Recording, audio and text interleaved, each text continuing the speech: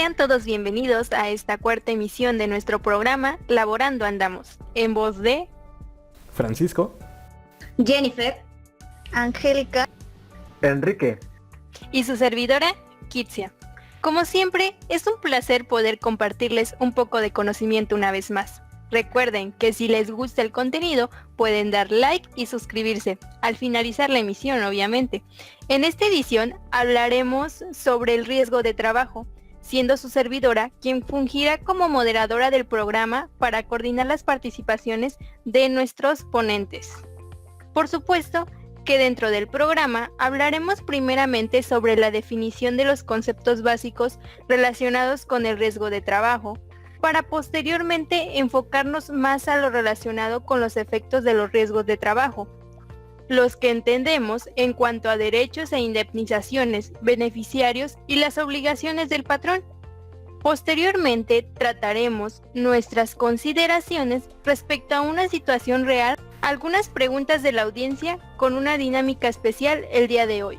¡Comencemos! La relación entre enfermedades y distintas actividades laborales ya era conocida desde la antigua Grecia. Hipócrates, en el siglo IV a.C., estudió los efectos nocivos del plomo en los mineros de la galería. Por ejemplo, de manera que a lo largo de los siglos, distintos estudios de la medicina fueron documentando ese tipo de relaciones causales entre diferentes enfermedades y trabajos, publicándose en el Renacimiento tardío italiano el ensayo de Morbis en el año 1700 de Bernardo Ramazzini. Describen pues decenas de enfermedades profesionales y considerando así este documento como fundacional de la actual disciplina denominada higiene industrial.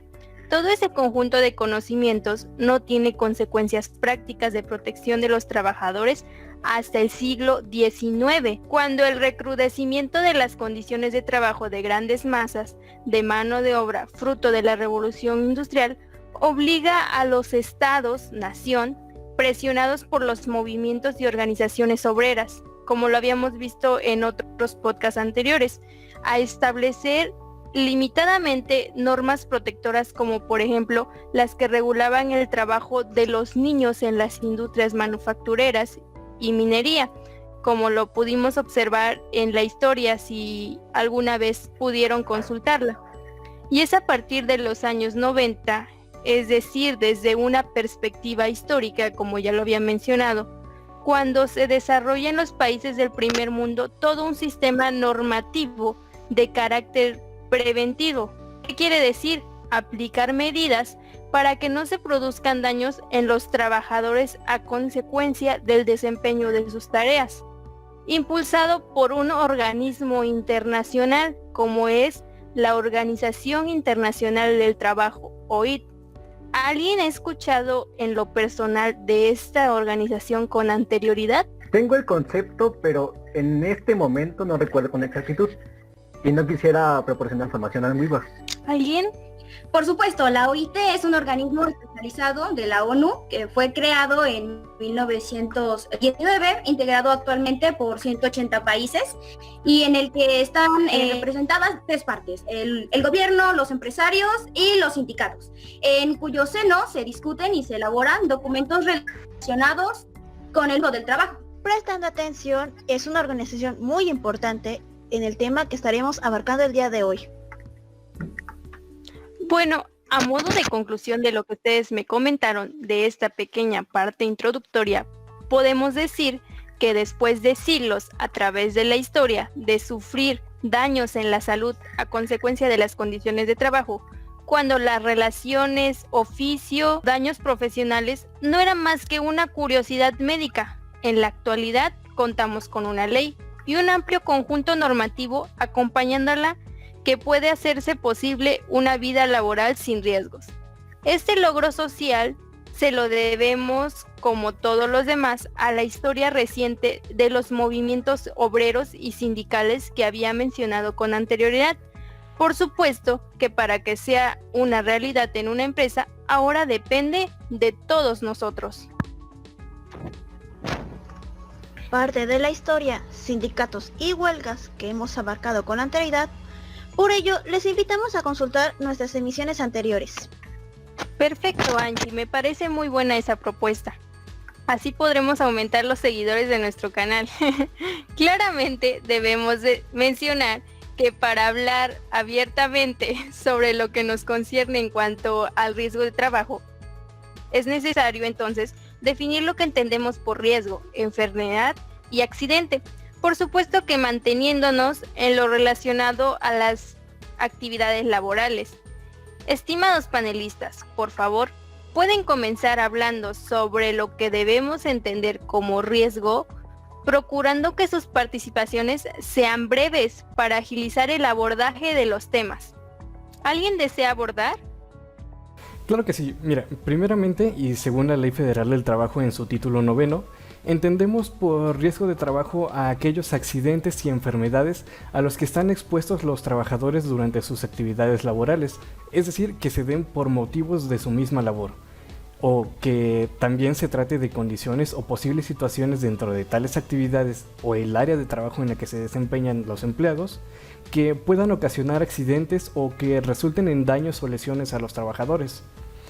Un ejemplo rápido es el de aquellas personas que trabajan como cargadores y tienen que subir y bajar pisos todo el tiempo, siendo claro el riesgo de que en cualquier momento pueden caerse o lesionarse por el peso, los daños a la columna que generalmente sufren ese tipo de trabajadores. O en su caso, algunas condiciones de trabajo pueden ocasionar enfermedades, como en el caso de las personas que trabajan en fábricas cuyas funciones involucran todo el tiempo estar en contacto con agua o químicos, o estar inhalando vapores que pueden llegar a causar enfermedades pulmonares a largo plazo. Y pues sí, yo creo que es muy cierto lo que nos dices, estimado Paco, porque pues hemos visto, ¿no?, los casos de varios conocidos, vecinos que se dedican a este oficio y pues sí, ¿no? Andan así como de que, ay, me duele todo, ¿no? Y pues es cierto, ¿no? Es un gran riesgo el que corren en sus empleos. Y bueno, ¿legalmente solo encontramos esta definición o hay alguna otra? Por cierto, algo importante a mencionar para el entendimiento de nuestros espectadores es que los términos que estaremos utilizando para esta edición se encuentran definidos en su mayoría, tanto en la Ley Federal del Trabajo como en la Ley del Instituto Mexicano del Seguro Social. De lo que podemos intuir es que al considerar ambos textos podríamos llegar a un mejor entendimiento sobre el tema. Pero por desgracia, en este caso, no podemos aplicar debidamente la supletoriedad de la ley, pues definiciones y descripciones son bastante repetitivas o, bueno, por completo idénticas. Efectivamente, Jennifer, aunque quisiéramos ampliar a gusto estas definiciones, en su mayoría pues resultan repetitivas dentro de la ley, pero en caso de ser necesario nos apoyaremos de otra literatura.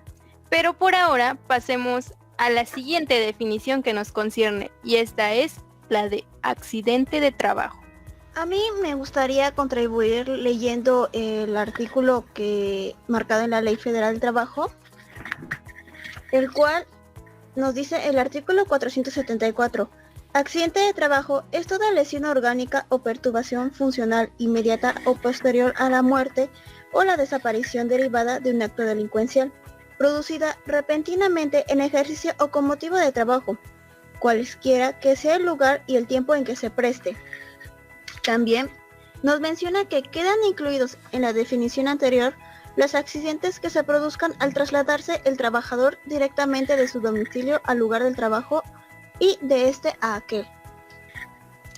Me parece muy completa la información, pues un poco de teoría sabemos que no está nada mal. Pero querido público, pondremos más emoción a esto. Queridos panelistas, para que el público pueda comprender con mayor eficacia, ¿podrían proporcionarnos algunos ejemplos? ¿Por qué no? Por supuesto, el día de hoy venimos con toda la disposición. Como ya lo había mencionado Francisco, dentro de los accidentes de trabajo deben considerarse actividades cotidianas en el desempeño laboral, siendo que por supuesto existen actividades más riesgosas que otras, pero siempre pueden darse este tipo de situaciones. Por ejemplo, en el caso de lo que se mencionaba del trayecto fuera del trabajo, pero que se considere necesario, podemos encontrar el caso de los repartidores de servicios a domicilio, principalmente los repartidores de comida, aquí podemos ver, ¿no? Por ejemplo, que las pizzerías, si no llegan 30 minutos, es gratis. ¿Y a quién se la cobran? Pues al trabajador. Entonces, estos trabajadores son a quienes se les suele solicitar mayor velocidad a la hora de realizar sus labores. En la mayoría de ocasiones, usando como vehículo una motocicleta, por lo cual este tipo de trabajadores suelen sufrir muchos accidentes automovilísticos, que por darse como contacto de su labor, es posible considerarlos como accidentes de trabajo. Bueno, recordando lo que se mencionaba en la primera definición, que es dentro de los riesgos de trabajo, encontramos los accidentes y las enfermedades. Así que lo que acaban de escuchar sobre los accidentes en las actividades laborales es un riesgo de trabajo, pero nos hace falta entender la definición faltante, enfermedad. Nuevamente, ¿alguien quisiera añadir algo a esta valiosa emisión? Claro que sí, yo lo haré. Mira, por supuesto que podemos entender como enfermedad en cuanto al ámbito laboral aquello debidamente diagnosticado como patológico. Pero ojo con esto porque hay muchas personas que piensan que lo patológico en cuanto a enfermedades únicamente se refiere a lo que es causado por bacterias o virus, pero esto no es necesariamente así. Patológico se refiere a cualquier tipo de enfermedad que sea causada, en este caso, en el ámbito laboral, y que sea determinado como enfermedad realmente por un profesional de la medicina. No queda en consideración de cualquier persona, incluyendo los involucrados en el asunto, sino que realmente se necesita de un diagnóstico. Y es que claramente tiene que ser ocasionado por las condiciones y actividades laborales que el trabajador haya estado siendo obligado de cierta manera por sus actividades a realizar, o estar dentro de esas condiciones al prestar sus servicios como trabajador. Y por tanto es que esto tiene que ser determinado por un tercero, no puede ser determinado por las partes involucradas en el asunto, en el caso de determinar lo que le correspondería al trabajador en caso de una remuneración o algo así, pero eso ya lo veremos después. Perfecto, Paco. Un ejemplo sobre lo que acaban de comentar que quisiera añadir es que, por desgracia, aunque haciéndolo conocer para consideración de nuestros espectadores, algunas de las enfermedades por trabajo más comunes en México son la hipoacusia, que es la pérdida parcial o total de la audición a causa de la exposición de ruidos fuertes, como es el caso de los trabajadores del área de construcción, pues la maquinaria que utilizan suelen ocasionar ruidos en una escala decibélica muy alta. Otra enfermedad común es la que ya había mencionado rápidamente Paco, que es en el caso de los problemas, enfermedades pulmonares a causa de inhalar polvos y gases, que es conocida como neumocomiasis. Bueno, tomando en cuenta tu punto de vista en lo que respecta a las afecciones respiratorias, no necesariamente tienen que ser por inhalar cosas que representen un riesgo para los pulmones, claro está, sino que también se da por la exposición durante mucho tiempo a temperaturas muy altas o muy bajas, ocasionando desde resfriados, bronquitis, pulmonía o neumonía. ¿Cómo les puede pasar a las personas que suelen trabajar en acomodar mercancía como carne, verduras, en refrigeradores de almacenes y carnicerías grandes? O también en cuanto a lo que se mencionaba en principio sobre el riesgo en el trabajo de los cargadores. Pero también es el caso de los acomodadores, que son las lesiones que pueden ser ligamentos, cartílagos, tendones, músculos o incluso huesos, que van desde efectos inmediatos como torceduras y traumas hasta efectos más graves y duraderos como fracturas y artritis reumatoides. No, pues me parecen puntos de vista muy asertivos. Y sí, es el caso de los acomodadores, lo he visto continuamente, pero ¿qué más podrían compartirme? Claro, Kit. Miren, yo quisiera abordar el caso de las personas que trabajan en actividades que requieren de la manipulación de químicos. Algunas enfermedades comunes están relacionadas con daños a la piel por el contacto con sustancias que no necesariamente son tóxicas, pero sí pueden resultar ligeramente corrosivas al contacto directo prolongado, llegando a ocasionar dermatitis y quemaduras graves. Aunque esto también está relacionado en muchas ocasiones a accidentes más que a enfermedades. Y otro punto tal vez no tan grave, pero que sí ha causado polémica durante ciertas temporadas en el supuesto diagnóstico de estrés por causas laborales, lo cual, al ser causado por actividades de trabajo, algunas personas consideran que también debe ser considerado dentro de los riesgos de trabajo. Y efectivamente, un punto que aún no se termina de determinar si debe ser considerado bajo reglamentación legal del ámbito laboral es el estrés, pues aunque estudios han demostrado que se encuentra presente en cerca del 60% de la población trabajadora de México, no se ha terminado en determinar si esto realmente representa un riesgo pues para la salud, o por lo menos no en qué grado, ni tampoco se ha determinado en qué grado afecta, como ya lo había repetido, y bajo qué circunstancias específicas en cada tipo de trabajo. Vaya dato, ¿no? Bueno, prosigamos. Como ya lo mencionaron mis queridos panelistas en la conceptualización anterior, podemos afirmar que los trabajadores pueden sufrir una enfermedad o un accidente de trabajo, es decir, un riesgo de trabajo. Ahora bien, este puede dar lugar a una pensión en caso de incapacidad permanente o muerte del trabajador, y es como podemos referirnos a los efectos o consecuencias de los riesgos de trabajo. Sobre este tema de efectos o consecuencias, ¿alguien desea aportar alguna opinión? Sí, y es que, ¿saben? Analizando esto, la persona que sufre las consecuencias de este tipo de situaciones desde el punto de vista tanto físico como psicológico, de igual forma podemos afirmar que repercute negativamente en sus relaciones personales, en la disminución del ingreso económico familiar, incurre en gastos adicionales para su atención. Es por ello que se necesita de crear consecuencias que realmente involucren, cuando se trata de un riesgo de trabajo o un accidente laboral que realmente haya sido demostrado, cierta obligación para el patrón que responda en lo correspondiente al trabajador. Concuerdo con ello, y por eso opino que es una obligación del patrón atender todas estas situaciones o incidentes incurridos. Me niego. Yo opino que la obligación es del trabajador, pues él debe de cuidarse para evitarlas y mantener las medidas necesarias. Pues yo me mantengo en la idea de que es responsabilidad equitativa, ya que es obligación de ambas partes. Excelente, me agrada esa actitud, queridos panelistas, pero recuerden que esas ideas podrán aportarlas en un momento más, pero excelentes premisas para hacer el comienzo. Retomando el tema de los efectos, quisiera que fundamentaran de acuerdo con la Ley Federal del Trabajo sobre estos, ¿qué podrían aportar a ello? Pues me gustaría comenzar enunciando algunos de los tipos de consecuencias que vienen marcados dentro de la ley, que son la incapacidad temporal, la incapacidad permanente parcial, incapacidad permanente total, la muerte y la desaparición derivada de un acto delincuencial.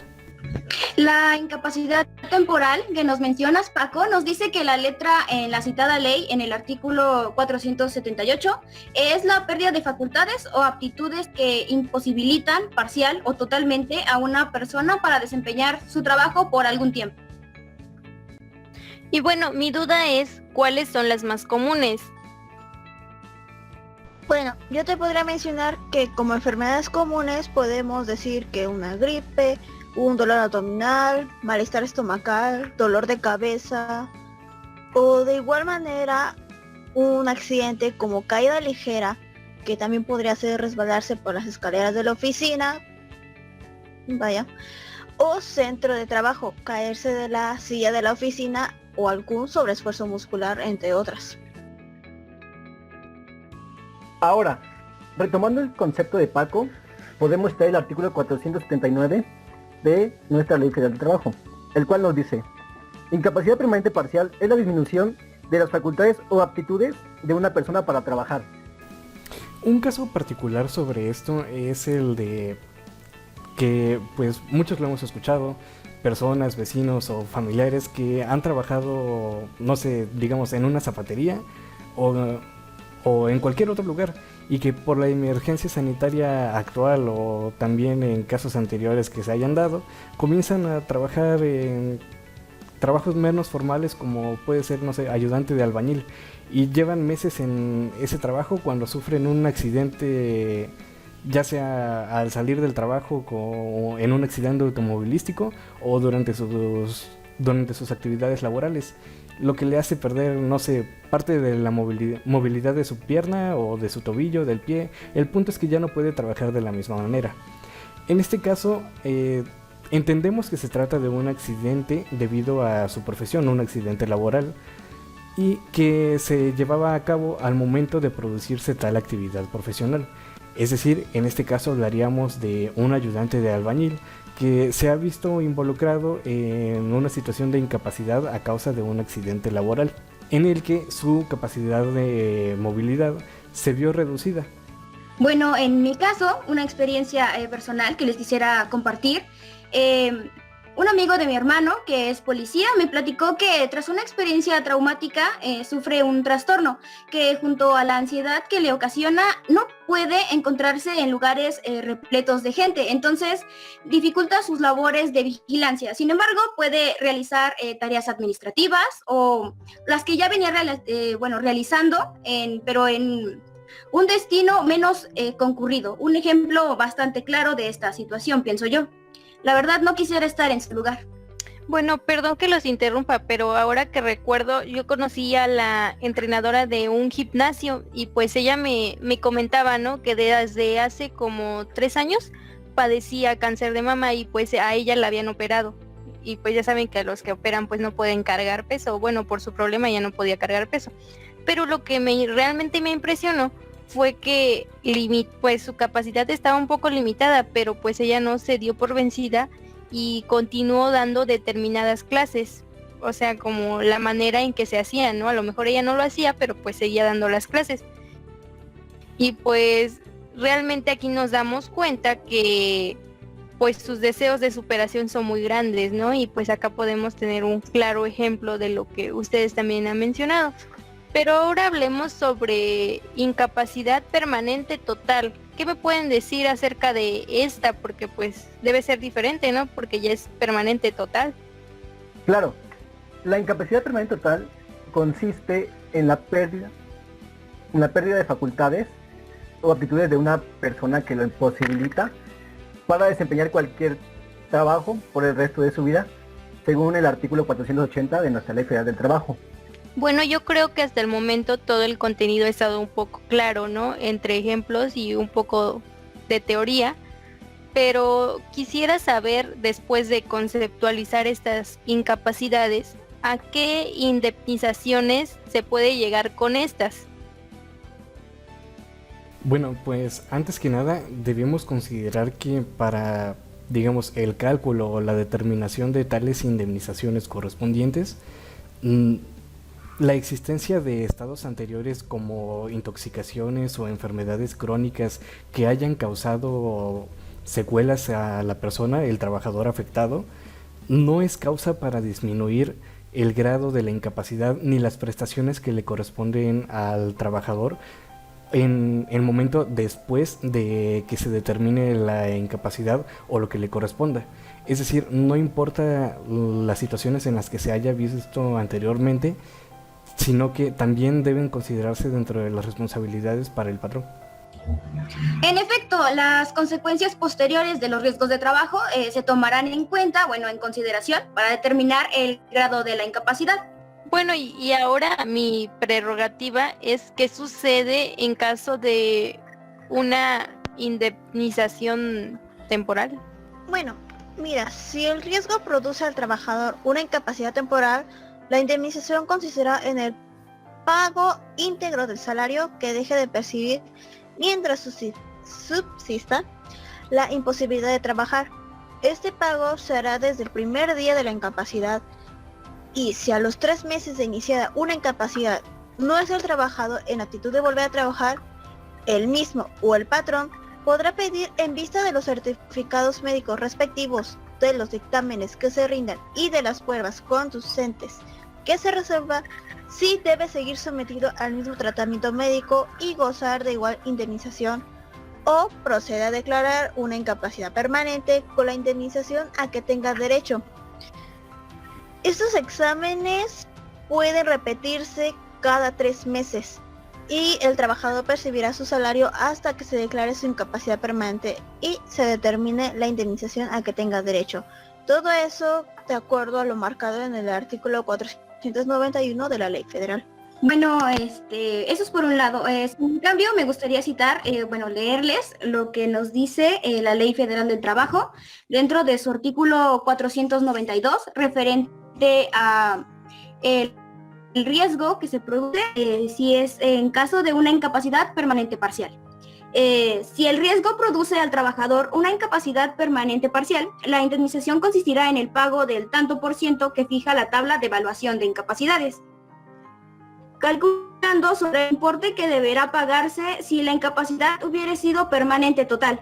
Se tomará el tanto por ciento que corresponda entre el máximo y el mínimo establecidos, tomando en consideración la edad del trabajador, la importancia de la incapacidad y la mayor o menor aptitud para ejercer actividades remuneradas, semejantes a su profesión u oficio.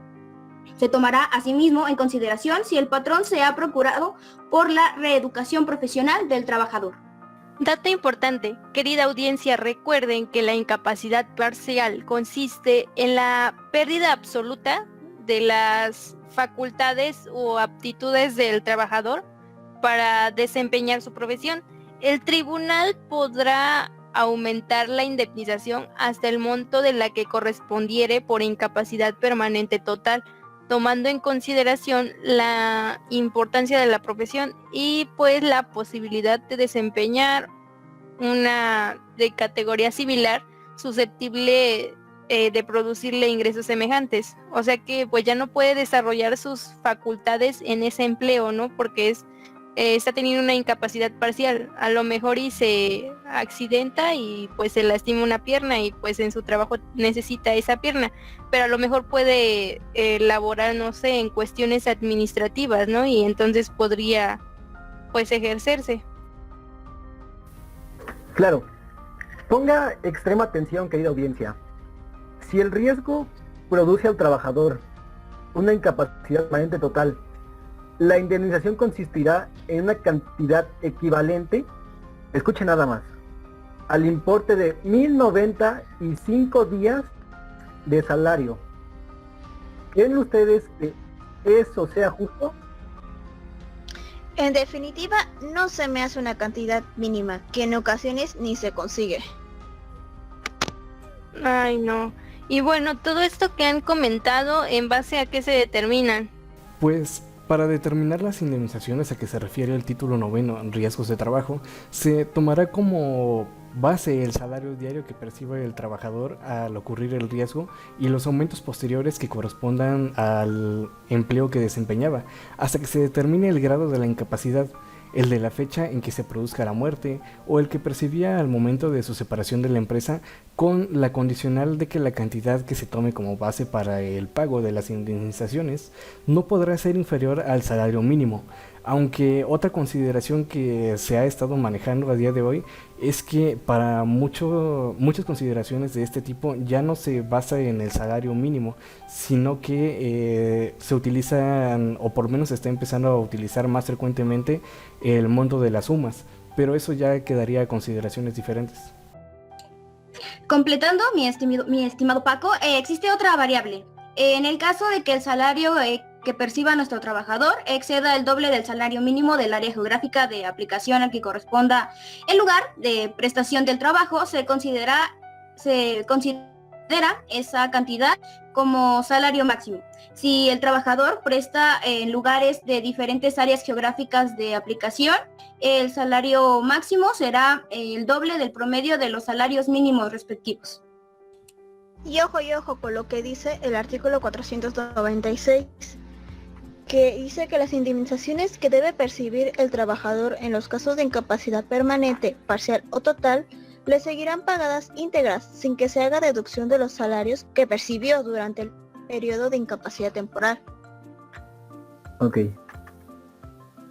Cuando el riesgo traiga como consecuencia la muerte o desaparición derivada de un acto delincuencial del trabajador, la indemnización comprenderá 2 meses de salario por concepto de gastos funerarios, el pago de la cantidad que fija el artículo 502 de la Ley Federal del Trabajo. Y según lo anterior, en caso de muerte o por desaparición derivada de actos delincuenciales, la indemnización que corresponda a los beneficiarios será la cantidad equivalente al importe de 5,000 días de salario, sin deducir la indemnización que percibió el trabajador durante el tiempo en que estuvo sometido al régimen de incapacidad temporal.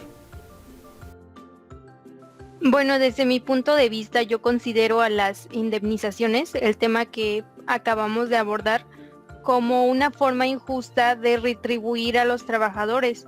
Pero pues es lo que está establecido en la ley y claro, es inapelable. Pero con todo ello, los trabajadores que sufran un riesgo de este tipo deben tener derechos, pues siguen siendo ciudadanos con este goce, ¿no? Por supuesto, Kit.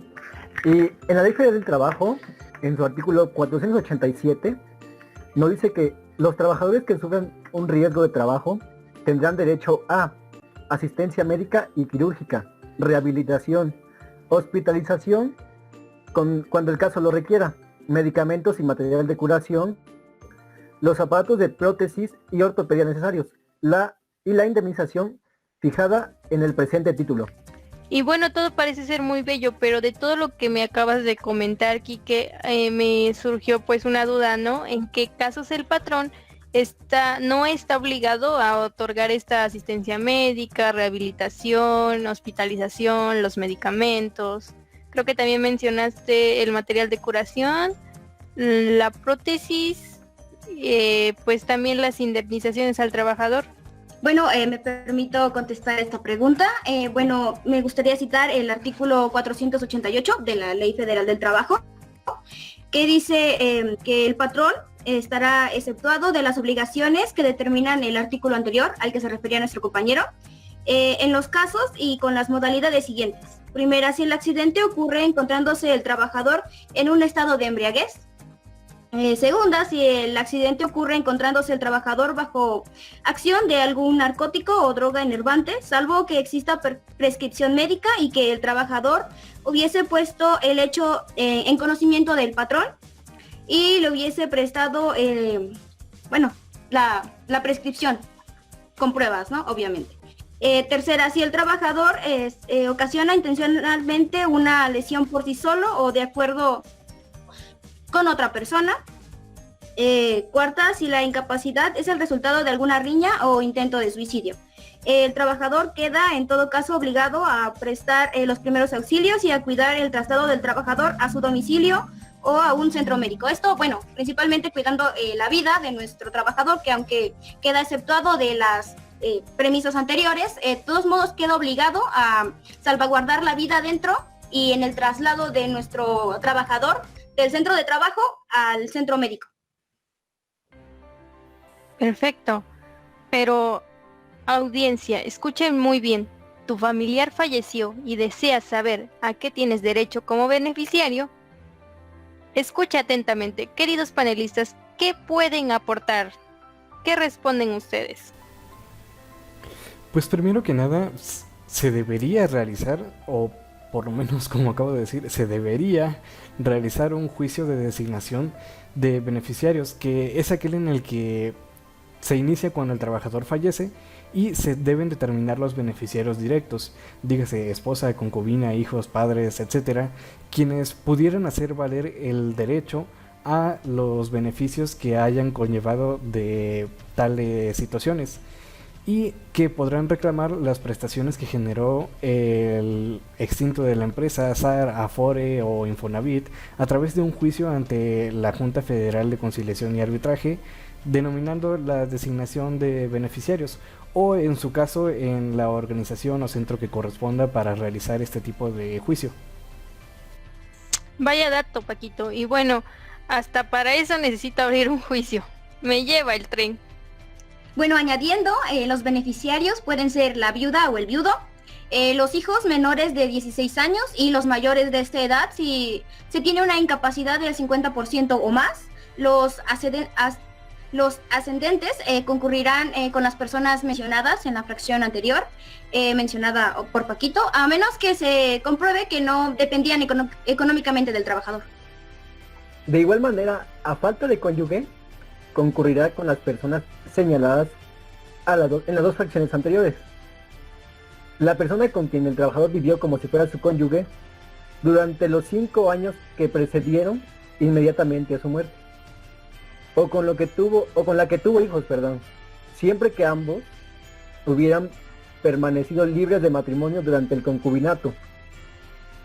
Bueno, o sea que si seguía casada esta persona, pero tuvo hijos con ese señor, no puede cobrar. Ya ven, mejor no se casen. Ay, de veras. Pero bueno, a falta de un cónyuge, subsiste hijos y ascendientes. Las personas que dependían económicamente del trabajador concurrirán con la persona que reúna los requisitos señalados en la fracción anterior, en la proporción en que cada una dependía de él. Y en el artículo 64 de la Ley del Seguro Social, a la letra nos dice que la institución será encargada de calcular el monto que la familia del trabajador recibirá teniendo en cuenta los recursos acumulados descontados de la cuenta individual, y los beneficiarios de esta podrán elegir la institución de seguros que más les acomode. También hay ocasiones en las que el trabajador en su cuenta individual acumuló un saldo mayor marcado para el monto constitutivo. Para esta situación podemos llevar a cabo dos resoluciones, una que es retirar la suma excedente en una sola exhibición, o la otra que es contratar rentas por una cuantía mayor. Además de que las pensiones que recibirán los beneficiarios se rigen en el artículo 64, en las siguientes fracciones. A la viuda del asegurado se le otorga una pensión equivalente al 40% de la que hubiese correspondido a aquel, tratándose de incapacidad permanente total. La misma pensión corresponde al viudo o concubinario que hubiera dependido económicamente de la asegurada. El importe de esta prestación no podrá ser inferior a la cuantía mínima que le corresponda a la pensión de viudez del seguro de invalidez y vida. A cada uno de los huérfanos, que lo sean de padre o madre, que se encuentren totalmente incapacitados, se les otorgará una pensión equivalente al 20% de la que hubiese correspondido al asegurado tratándose de incapacidad permanente total. Esta pensión se extinguirá cuando el huérfano recupere su capacidad para el trabajo. A cada uno de los huérfanos, que lo sean de padre o madre menores de 16 años, se les otorgará una pensión equivalente al 20% de la que hubiera correspondido al asegurado tratándose de una incapacidad permanente total. Esta pensión se seguirá cuando el huérfano cumpla 16 años. Por supuesto, y en este último, si el huérfano podrá gozar de la pensión hasta los 25 años, solo si éste se encuentra estudiando en planteles nacionales, teniendo en cuenta también sus condiciones familiares. En el caso de las dos fracciones anteriores, que ya nuestro compañero nos dijo, si posteriormente falleciera el otro progenitor, la pensión de orfandad se aumentará del 20 al 30% a partir de la fecha del fallecimiento del segundo progenitor, y bueno, se extinguirá en los términos establecidos en las mismas fracciones anteriores. A cada uno de los huérfanos, en caso de que, bueno, sea de padre y madre, menores de 16 años o hasta los 25, si estos se encontraran estudiando en los planteles del Sistema Educativo Nacional, o en tanto se encuentren totalmente incapacitados debido a una enfermedad crónica, defecto físico o psíquico. Se les otorgará una pensión equivalente al 30% de la que hubiere correspondido al asegurado, tratándose de una incapacidad permanente total. Bueno, pues sabemos que los riesgos de trabajo están a la hora del día y pues afecta la relación patrón-empleado o trabajador, pero pues principalmente a los patrones, ¿no? Porque pues son finalmente ellos los que te contratan y por medio de los cuales tú puedes obtener este tipo de derechos, ¿no? Al estar en un empleo. Y pues tenemos un apartado que nos habla sobre las obligaciones de los patrones. ante pues todo este tema que hemos estado abarcando, que es el de los riesgos de trabajo.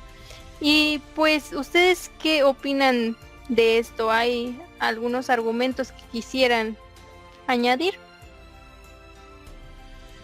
Claro, mira, como patrones se debe mantener en el lugar de trabajo los medicamentos y material de curación necesario para primeros auxilios, así como también se debe adiestrar al personal para que los preste.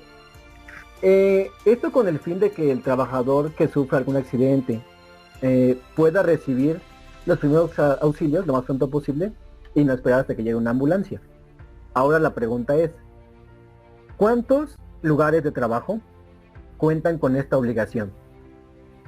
Yo creo que son pocos. Y es que a veces como trabajadores nos creemos superhumanos y caemos en la idea de que no nos pasará nada. Esto hace que el patrón no le dé importancia y pues nos deja la suerte. Ups, no. Ay, no. Bueno, cabe resaltar que cuando se tenga su servicio, más de 100 trabajadores, como sería una fábrica o alguna empresa grande, se debe establecer una enfermería dotada con los medicamentos y materiales de curación necesarios para la atención médica, quirúrgica de urgencia. Estará atendida por personal competente bajo la dirección de un médico cirujano. Si a este juicio, a juicio de este médico, no se pudiera prestar la debida atención médica y quirúrgica, el trabajador sería trasladado a la población u hospital en la que, se le pudiera suministrar esta curación, ¿no? Todo pues, obviamente para salvaguardar la integridad física de nuestro trabajador. Asimismo, cabe resaltar que si una vez que el servicio tenga más de 300 trabajadores, es necesario instalar un hospital con el personal médico y auxiliar necesario. Y yo sé que a este punto muchos van a decir que ninguna de las grandes empresas realmente tiene un hospital o incluso ni siquiera cuentan con enfermería. Además de que cumplen con la condición que mencionaron anteriormente de tener más de 300 trabajadores. Y sí, tienen razón, pero si lo planteamos de forma razonable, construir un hospital resulta demasiado costoso para las empresas e incluso a veces les es más barato montar una sucursal nueva o abrir otra fábrica, dependiendo del caso, que realmente construir un hospital al lado o dentro de sus instalaciones, porque también deben considerar eso, en dónde van a construir ese hospital. A lo mucho lo más rentable, digamos, sería construir o dar espacio para una enfermería, pero a la hora de la verdad esto a lo mucho lo podemos llegar a ver dentro de instituciones del Estado, como lo pueden ser, no sé, oficinas públicas o algo del estilo. Y dirán ahora, entonces no se está siguiendo la ley ni respetando los derechos de los trabajadores en cuanto a este asunto, pero una buena noticia es que con un previo acuerdo con los trabajadores, los patrones pueden celebrar una especie de contrato con sanatorios u hospitales ubicados en la zona en la que se encuentre el establecimiento o a una distancia que permita el traslado rápido y cómodo de los trabajadores, para que así estos también puedan sentirse seguros de qué es lo que va a pasar con ellos en caso de que sufran algún accidente o realmente necesiten atención médica por cualquier imprevisto. Y bueno, permítame interrumpir. ¿Y no creen que la opción de que las grandes empresas tengan un hospital pueda ser en su parte benéfica para generar empleos? Pues sí resulta un poco beneficiante, o que beneficia, pero pues como ya lo mencionabas, Paquito, resulta más económico o más barato poner, no sé, una nueva sucursal, una nueva fábrica en otra ciudad, a que llegues y pongas un hospital y estés manteniendo un hospital que quizá pues ni lo vas a ocupar o va a ser mínima la ocupación. Entonces pues podría ser ese aspecto que sí puede ofrecer empleos, pero pues las empresas lo que les importa es su dinero, no les importa tanto dar La salud. la salud o no sé, o dar más empleos con algo fuera de de su mercado, Área. de lo que ellos hagan, de su área. No, pues yo considero que hay que crear hospitales en las empresas Además- grandes para generar empleos y generar riqueza y disminuir la pobreza. Yo considero eso, no sé ustedes qué opinen. Pero bueno, mira, si hablas en términos monetarios de nuestra empresa, a nosotros no nos genera utilidades. Si nosotros construimos nuestro hospital, sería simplemente esporádica nuestra utilización. Esto, tomando en cuenta obviamente que nuestro hospital generaría gastos de electricidad, el predio, la luz, el agua, la maquinaria necesita su mantenimiento, muchas cosas, y todas esas para nosotros en sí no nos genera una utilidad monetaria. Nosotros como empresa tendríamos siempre la pérdida sobre los gastos, que se origina dentro de la utilización o dentro de todas las actividades diarias que nuestro hospital genera. Pero serían pérdida tras pérdida tras pérdida, porque recordemos que pues todos estos serían al gasto. Bueno, pero o sea, ¿qué te interesa más obtener utilidades que la salud de tu trabajador? Todo depende si eres el trabajador de confianza o eres un trabajador de base. Como contador te diría que la utilidad, ¿por qué? Porque si nosotros nos vamos a la quiebra, el mismo trabajador no tendrá ni trabajo, ni ingresos y tampoco una seguridad salud, ¿no? Entonces, Pero sería más ¿cómo va a barato tener en sí, una... como lo dijeron anteriormente. Ok, perdón que te interrumpa, pero ¿crees que le estés dando la seguridad social que estás mencionando si dices que, o sea, no quieres aportar en ello? Ok, es que es desde perspectiva, ¿sabes? Podríamos utilizar o designar un monto para que nuestros trabajadores tengan realmente una atención, ¿no? Pero llegar al extremo de construir un hospital que, bueno, ponle, tienes 300 trabajadores, pero solamente 20 lo utilizan. Entonces, en realidad no estás utilizando realmente todo tu recurso. Estás pagando salarios de doctores, de médicos cirujanos, de enfermeras, los medicamentos, y es que tener la manutención de todo un establecimiento es demasiado caro, así sea para una empresa muy grande. En realidad es un golpe económico demasiado alto como para que la empresa lo pueda suministrar todos los días, todos los meses, y realmente este hospital genere una atención médica de calidad. ¿Por qué? Porque como empresa realmente no vas a destinar más de la mitad de tus ingresos, de tus utilidades, de lo que ya tienes, justamente para crear un hospital. No lo va a hacer, nadie lo hace, seamos realistas. Y es más conveniente, incluso para los trabajadores, que se haga un acuerdo, como ya lo habían mencionado anteriormente, entre el patrón y una empresa, un hospital, un sanatorio que realmente va a tener en sí las herramientas, los profesionales y todas esas cosas que realmente se necesitan para como salvaguardar justamente las necesidades de los trabajadores en cuanto a salud. Por ejemplo, ponle una quemadura grave, ¿no? Por X razón.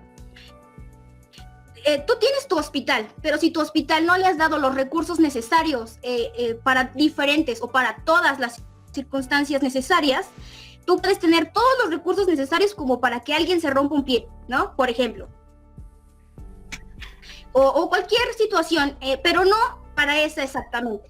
¿Por qué? Porque no tuviste suficiente dinero, recursos como para volver a suministrar todo otra vez. Entonces, realmente hacer un acuerdo con un sanatorio que realmente va a tener todas lo necesario y los recursos y el material necesario es más saludable en sí. Yo creo, ¿no? Claro, Disculpe, no dejando de lado contadora, sí, que estoy obviamente protegiendo soy un trabajador de confianza. Continúa, Paquito.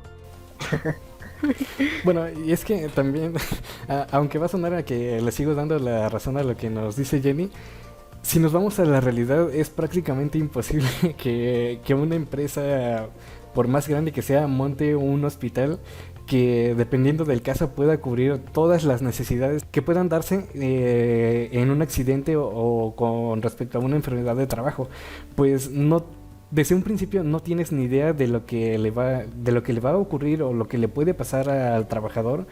A lo mucho te puedes dar idea dependiendo de las posibilidades, dependiendo de tu actividad, ¿no? Pero si te pones a pensarlo, digamos que tú tienes unas oficinas y a tu trabajador le da, no sé, un infarto o un preinfarto. ¿Cómo ibas a saber que eso le iba a poder pasar a tu trabajador en tu empresa si no es realmente algo que tenga que ver con la situación de tu empresa? Y no vas a tener, digamos, un cardiólogo a la mano dentro de tu supuesto hospital, suponiendo que realmente tuviste el recurso para construirlo. A lo mucho en tal hospital tendrías, no sé, unos cuantos médicos de guardia y un médico cirujano, pero para la realidad siempre va a salir más rentable lo que decía yo anteriormente y que lo retomó Jennifer, de tener un acuerdo con algún sanatorio o un hospital que realmente pueda cubrir con todas las necesidades que se puedan dar. Y sí, todo esto genera un gasto, pero a lo mejor lo más rentable sería lo que ya mencionábamos, de tener por lo menos una enfermería, no un hospital. Siempre va a ser imposible la opción del hospital por más recursos que tengas, y como ya mencioné, no vas a saber qué tipo de especialidades tener. Además de todo el trámite que conlleva el montar un hospital para que realmente pueda operar con tus trabajadores y que el Estado lo considere como que está dentro de la reglamentación necesaria. Ok, se me olvidaba que tenía aquí a los trabajadores de confianza de las empresas, ¿no? Y bueno, ¿qué mensaje quisieras aportarle a los patrones, Quique, ya después de todo el apoyo que le han dado? Antes que eso, retomando un poco, se escucha muy bonito, o sea, se escucha muy bonito que la empresa ponga un hospital, ¿no? Que por ejemplo, no sé, aquí en Puebla, un Audi, Volkswagen o algo así ponga su hospital, que digas, bueno, este hospital es de Volkswagen. Pero pues como ya lo mencionan, o sea, le resulta más factible a Audi, a Volkswagen, a esas empresas, no sé, ¿sabes qué? Pues mejor pongo una nueva planta armadora en otro estado y hago más carros. Y mis trabajadores, pues, no sé, aquí entraría la parte de los seguros, que no sé, les pago un seguro o pago un seguro que se encargue de eso. Ya así, como decía Paquito, no sabemos qué le va a pasar al trabajador. Entonces ya el seguro, pues él tiene que encargarse, ¿no? Si a mi trabajador le da un infarto, pues ya el seguro, pues ¿sabes qué? El infarto, ahí ya te cargo. ¿Sabes qué? Se le quebró una pierna, hazte cargo. Y ya, o sea, resulta más factible porque al final de cuentas el hospital, ¿a quién le va a rendir cuentas? Bueno, en caso de que se construyera el hospital, ¿a quién le va a rendir cuentas? Pues al patrón o a los trabajadores de confianza, al contador, no sé. Y pues yo como contador o tú como contadora, pues vas a decir, oye, pues yo estoy trabajando como contadora de la armadora de carros, como contadora del almacén de carros o algo así, no como contadora del hospital, no como responsable del hospital. Entonces, pues, sí se escucha muy padre, pero pues, volviendo a la realidad, pues no es posible, no imaginemos tanto. Bueno, ahora, si usted que nos está viendo es patrón, ponga mucha atención en este punto. Pues en caso de que haya algún accidente en el trabajo o quien esté a cargo, debe dar aviso por escrito o por medios electrónicos a la Secretaría del Trabajo y Previsión Social, al inspector del trabajo y al tribunal en un lapso de 62 horas después del lamentable hecho, proporcionando los siguientes datos y elementos. Número 1, nombre y domicilio de la empresa. 2, nombre y domicilio del trabajador, así como su puesto o categoría y el monto de su salario. 3, lugar y hora del accidente, con expresión sucinta de los hechos. 4, nombre y domicilio de las personas que presenciaron el accidente. Y último, lugar en que se presta o haya prestado atención médica al accidentado.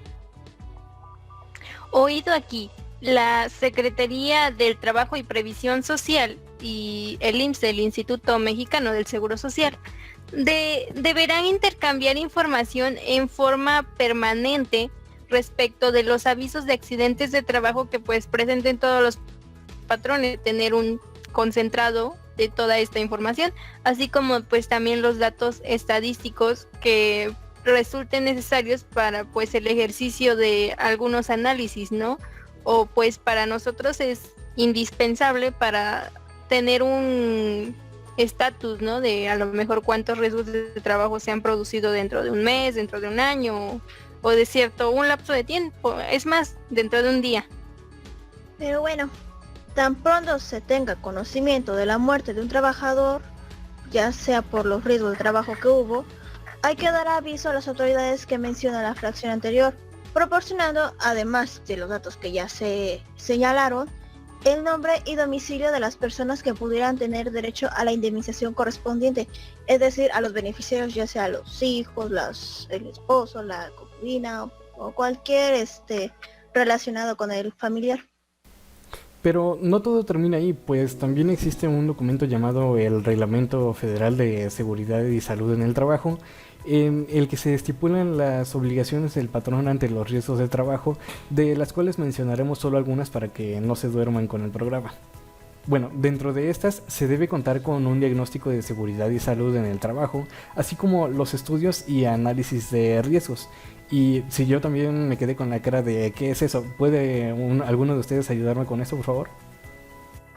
Claro, pues resulta que se tiene que identificar las condiciones inseguras o peligrosas de los agentes físicos, químicos, biológicos o de los factores de riesgo ergonómico o factores de riesgo psicosocial capaces de modificar las condiciones del ambiente laboral. Otro punto importante tiene que ver con lo que se mencionó ya anteriormente, que dice que se debe que integrar un programa de seguridad y salud en el trabajo, el cual este documento que contiene las acciones preventivas y correctivas a realizar, todo eso para evitar riesgos en los centros de trabajo que pueden afectar a la vida, la integridad física, salud de los trabajadores o causar daños en las instalaciones. Es importante también realizar exámenes médicos al personal ocupacionalmente expuesto y estos trabajadores que en ejercicio y con motivo de su ocupación están expuestos a condiciones inseguras o peligrosas dentro de sus actividades que realmente los obligan a exponerse a tales situaciones. Pues yo creo que esta premisa es bastante buena porque sí es importante, ¿no? Como yo les decía, cuidar la salud de nuestros trabajadores. Pero bueno, quisiera abrir un pequeño paréntesis, ya casi al finalizar esta emisión, para hablar acerca de un tema que habíamos mencionado en la parte introductoria. No sé si recuerdan que hablaba sobre el estrés. Y pues bueno, en este caso quisiera mencionar de cómo el estrés afecta en la actual pandemia del famosísimo COVID-19 y pues todos los eventos traumáticos que se están ocasionando en general en el entorno laboral y a lo mejor no solo laboral, ¿no? En la vida cotidiana de las personas. Vaya, pues mira, el 23 de octubre entró en vigencia plena la norma oficial mexicana NOM-035, que tiene que ver justamente con factores de riesgo psicosocial en el trabajo, así como su identificación, análisis y prevención, que está íntimamente relacionado con lo que acabas de mencionar. Efectivamente, estas normas de la Secretaría del Trabajo y Previsión Social, que en su primera fase se aplican desde el 23 de octubre del 2019, son medidas de prevención, identificación de los trabajadores expuestos a acontecimientos traumáticos severos y la difusión de información. Exacto, y hace algunos días, ni el mes, entra su segunda fase, que nos lleva a la identificación y análisis de los factores de riesgo psicosocial, la evaluación del entorno organizacional, a tomar medidas y acciones de control, la práctica de exámenes médicos y sus registros para medianas y grandes empresas, cabe destacar. Y bueno, todo lo que han enunciado sobre la NOM 35, supongo que hay ciertas métricas que el patrón debe desarrollar pues para detectar este tipo de riesgos psicosocial. Pues mira, dentro de las métricas que encontramos en esta NOM 035, pueden ser muy variados, no necesariamente el enfoque hacia el estrés laboral dentro de la empresa. Pueden darse incluso factores externos que viva el propio trabajador en su casa, derivados de su entorno social, ya sea por familias, amigos o cualquier persona que esté dentro de su casa, ya entraría dentro de estas consideraciones. Y por ejemplo, la propia pandemia actual que vivimos es un factor que ya causa estrés psicosocial.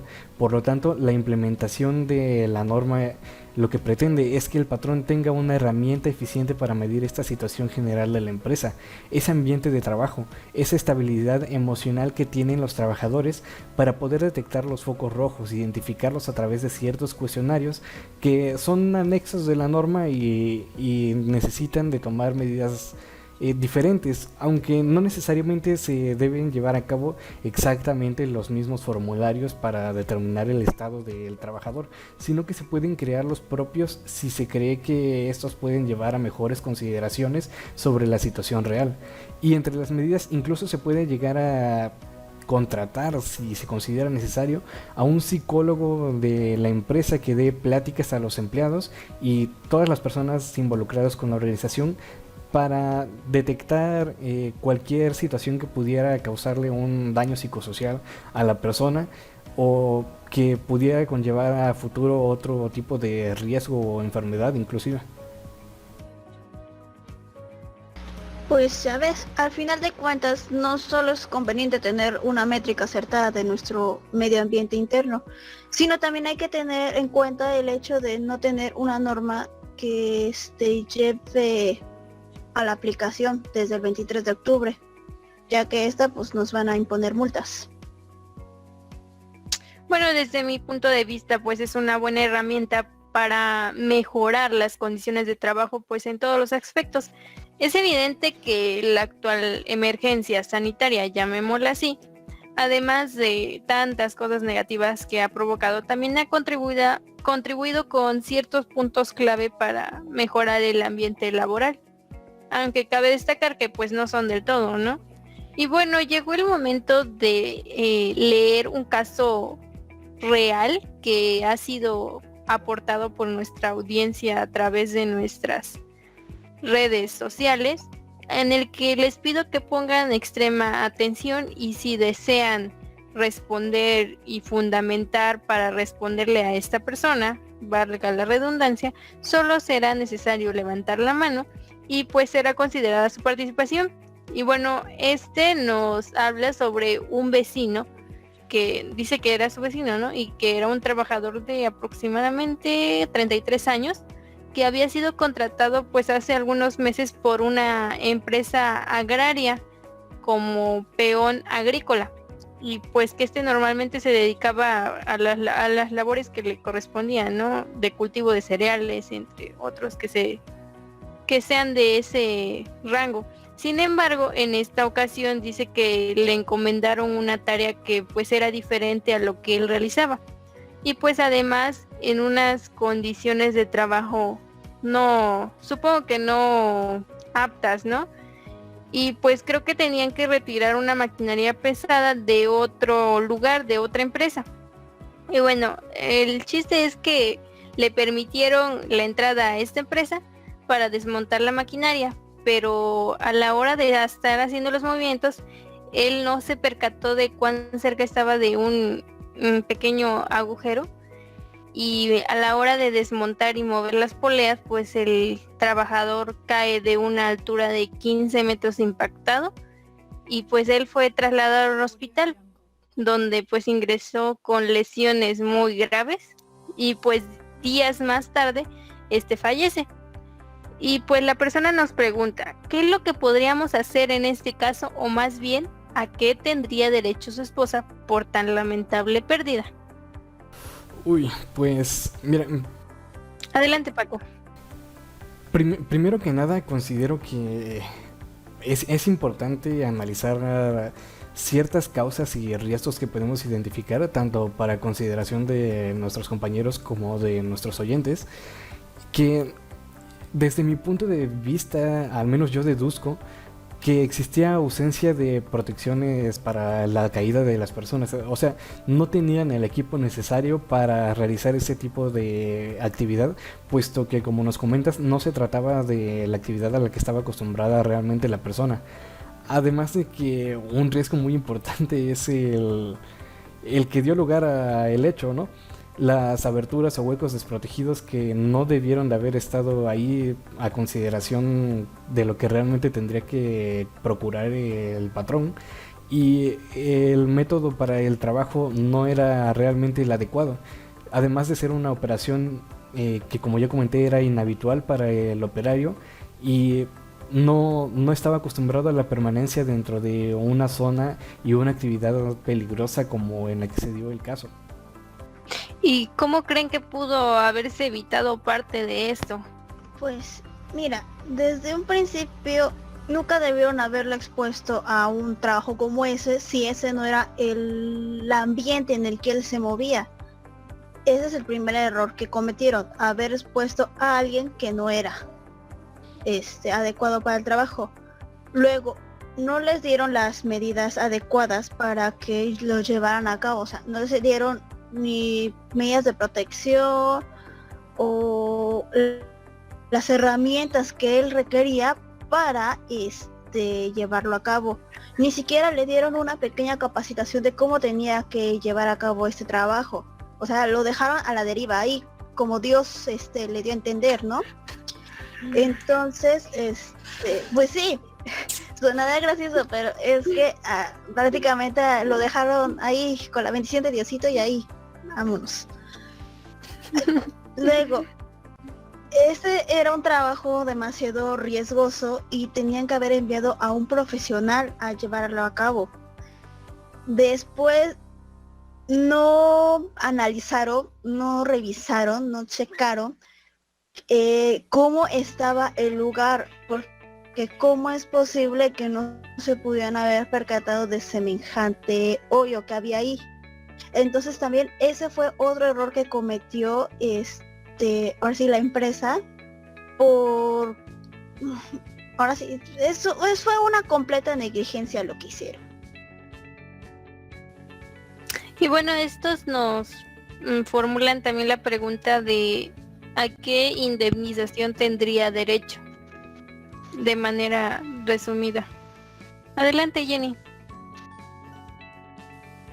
Bueno, siempre y cuando se haya considerado en el acta de la infracción como grave y se ponga la sanción correspondiente, tendrán derecho a una indemnización por incapacidad permanente total, ya que se tiene la pérdida de facultades o aptitudes que esta persona y bueno, lo imposibilitan para desempeñar cualquier trabajo por el resto de su vida. Y bueno, la muerte, ¿no? Según el artículo 480 de la Ley Federal del Trabajo. Y esta indemnización consistirá en una cantidad equivalente al importe de 1.095 días de salario. Como ya lo habíamos mencionado anteriormente, como que sería la indemnización correspondiente a la muerte del trabajador. Es una cantidad bastante pequeña en comparación a la pérdida de este ser querido, ¿no? Y considero que es mínima, pero pues por desgracia nuestra ley contiene algunas cuestiones que pues para el gobierno son justas. Pero si somos sinceros, el mexicano, mientras no lo viva en su propia casa, no le interesa.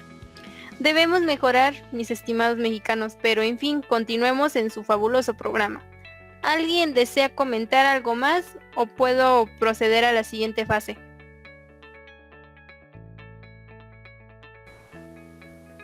A mí me gustaría comentar un caso que me fue compartido, de hecho por aquí, aquí lo tengo anotado, que decía que se trataba de un señor que se llamaba Jaime, tenía 25 años de edad, y que sufrió un corte de aproximadamente 7 centímetros, más o menos así, de tamaño, en la pierna izquierda provocada por un pulidor eléctrico con un disco de corte cuando estaban realizando un canal de peralte de un soporte que estaba fuera de servicio de la línea de fibra de vidrio.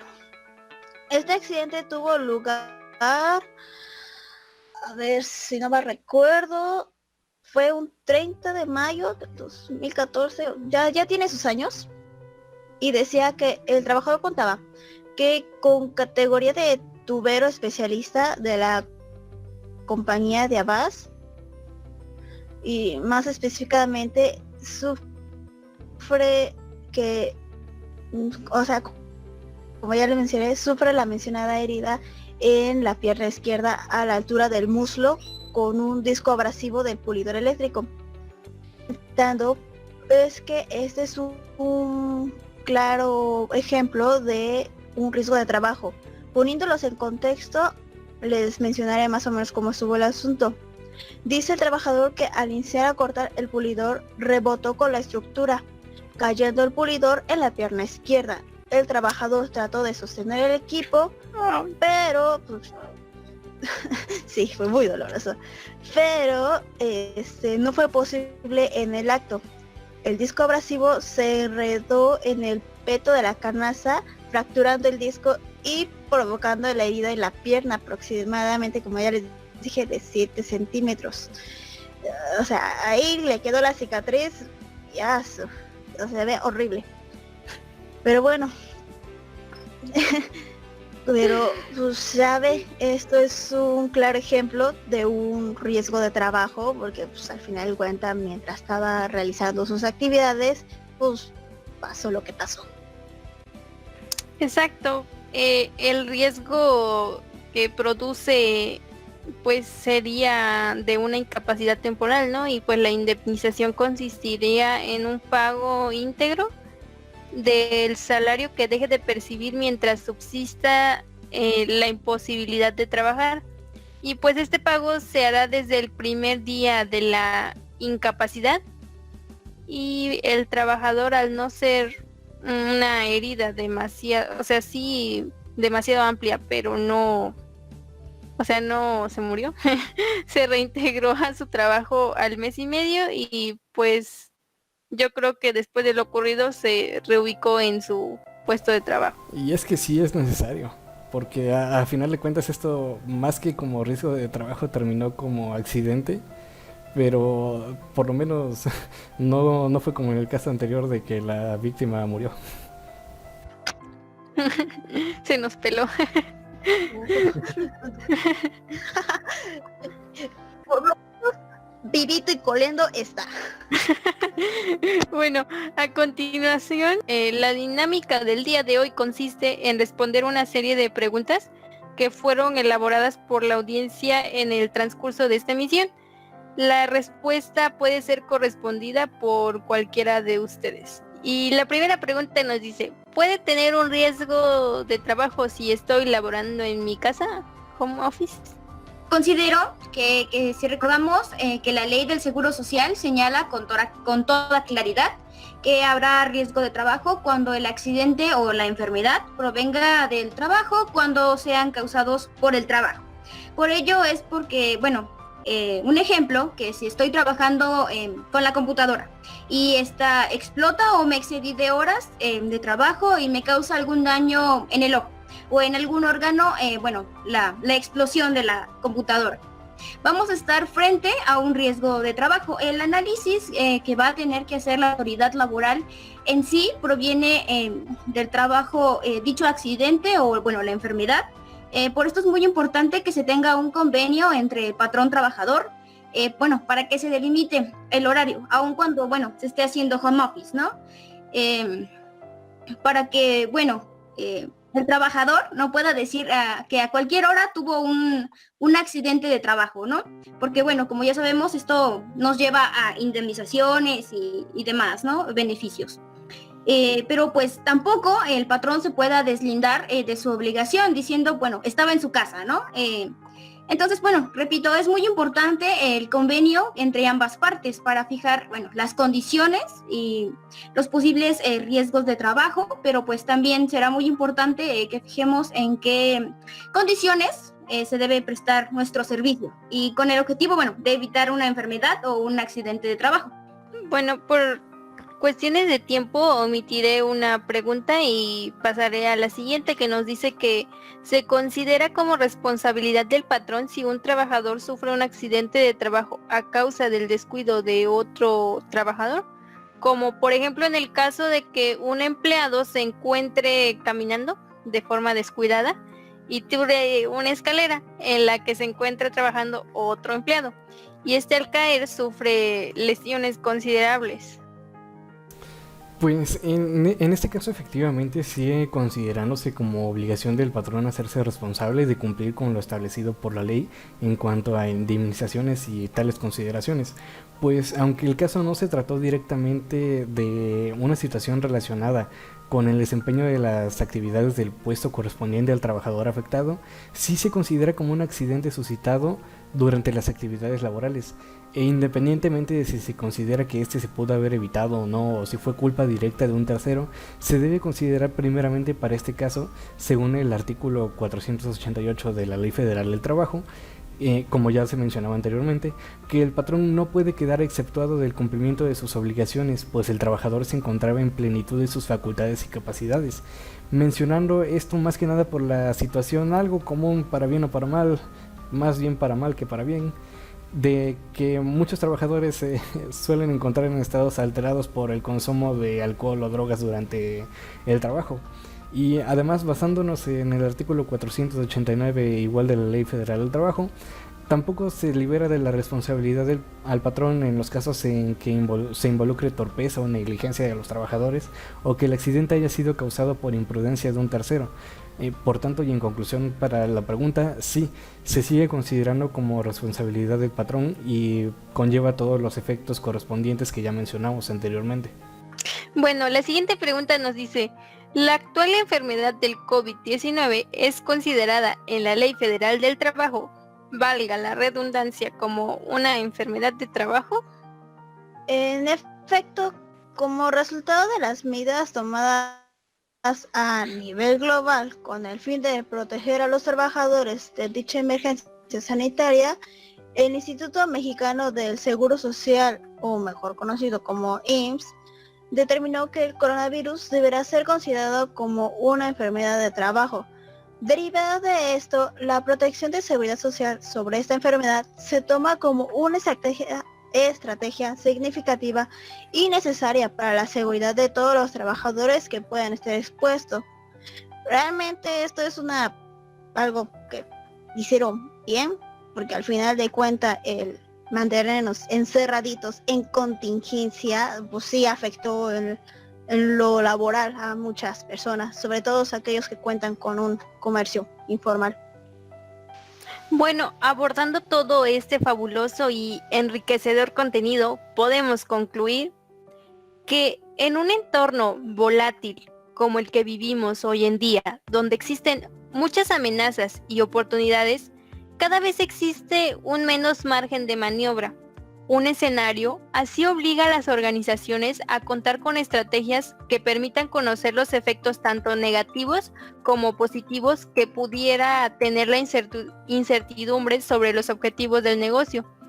Actualmente casi la mitad de las empresas no identifica, analiza o evalúa los riesgos emergentes y dentro de los diferentes sectores de la industria hay una importante disparidad en la valoración de los riesgos. Por ejemplo, áreas como construcción, infraestructura, que son de las que estuvimos manejando en su mayoría, energía o transportes, tienen un mayor nivel de valoración de amenazas que la de manufactura, agricultura y pesca. Igual mencionamos creo que algunos casos que nos compartieron sobre ello. Y de ahí que podemos deslindar la importancia de comprender todo sobre los riesgos de trabajo. Y no solo eso, sino también la implementación de estos, permitiendo a la organización mantenerse competitiva en su entorno, puesto que la importancia que tiene el trabajo o las condiciones de trabajo en la salud de la población en general y en la de los trabajadores en particular, porque es muy relevante, podemos decir que la prevención de las lesiones y enfermedades de trabajo deben ser una prioridad de salud pública, por lo que se deben regular todos aquellos aspectos de las condiciones de trabajo que tienen un efecto nocivo en la salud biopsicosocial de los trabajadores. De igual forma, en numerosos lugares se ha planteado la creación de empleos como una estrategia para el desarrollo del país y la principal ruta para la reducción de la pobreza. Es cierto, necesitamos empleos, pero empleos para vivir y no para subsistir, sanos y seguros, con la participación de los y las trabajadoras, en donde se les dé información y capacitación, con una legislación que promueva la prevención, con una inspección del trabajo eficaz en la vigilancia de la aplicación de las normas. Todo ello con empresarios responsables socialmente. En pocas palabras, un modelo de desarrollo económico con justicia social. En los últimos años, el aumento considerable de las corrientes financieras, la integración de los mercados y la liberalización del comercio ha contribuido a intensificar la competencia entre los países y dentro de ellos. Nuestra legislación laboral data del año de 1970. No obstante, hoy nos enfrentamos a un mundo globalizado en donde los riesgos para la salud también importan. Finalmente, consideramos la política laboral del país debe tener como uno de sus pilares el cuidado de la salud de la población trabajadora. Bueno, pues eso ha sido todo por esta emisión. Gracias por escucharnos. Tendremos un lapso de descanso, pero esperamos ampliamente tenerlos en la siguiente emisión de Laborando Andamos. Hasta la próxima.